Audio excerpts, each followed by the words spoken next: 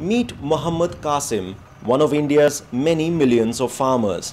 He uses a motorcycle to ride between his fields, his village and the nearest town 30 kilometers away. He was the first in his village to own a motorcycle and now he can't think of life without it.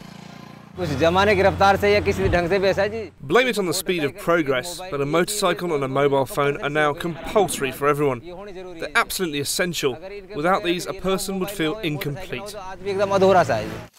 Rising rural incomes and healthy agricultural growth are contributing to the growing demand in India's countryside. In the past 5 years, the government has raised by 60% the minimum prices it pays to farmers for wheat and rice. Along with this, food production has grown 4% a year for the past 4 years. Naturally, with the purchasing power going up in rural India, the farmers and other people in the villages now have more disposable money, so therefore they're buying more products. And that's why, as I said, if you look at consumer goods, the growth in the rural market last year was 20%, whereas in the urban market it was 17%. So already the growth in the rural market is now overtaking the growth in the urban markets. And that is good news for rural consultancy firms like Mart. With companies scrambling to expand into the rural market, its revenues have more than doubled in the past 3 years. And this is largely because we are in the rural marketing space. If we were in IT, if we were in real estate, if we were in the infrastructure sectors, we would have registered huge negative growths.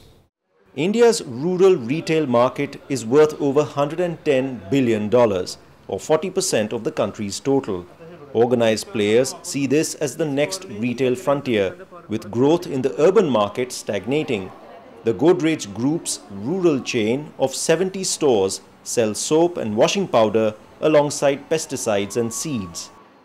A rural customer who walks in is typically an agriculturalist.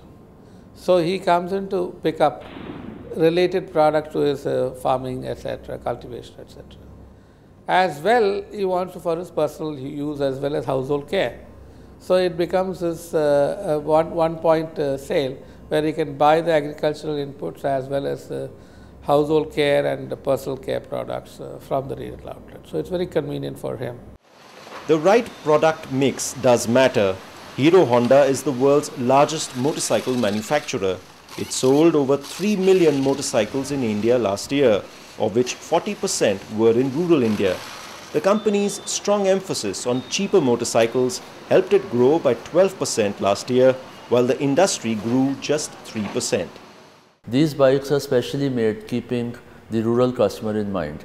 It has a much more powerful headlight to make up for lack of lighting in many rural areas, especially in the night time. It has a much better ground clearance given the nature of roads. We have flatter and bigger seats on these bikes so that family can be comfortably accommodated and the potholes etc. are more bearable. And getting the right network in place is imperative to reach India's 600,000 villages. With poor infrastructure and connectivity, this is often the biggest challenge. Hero Honda had one of the largest network of dealers and service points in the country. Say about 3 years back, it was about 2,000 touch points across the country. In these 3 years, we have virtually doubled it to over 3,500 and taking it to 4,000 by the end of this year. This has made sure that we are closer and closer to the farthest customer, more than anyone else. We found Qasim at one such showroom, looking at buying another motorcycle for his family. He was ready to pay the $660 price in cash and was very clear what he was looking for. It should be fuel efficient and it should be robust, so it needs less maintenance, and it should have good acceleration. With discerning rural customers like Qasim ready to pay for value, companies are finding that this is one place in the world where the word slow down has no meaning.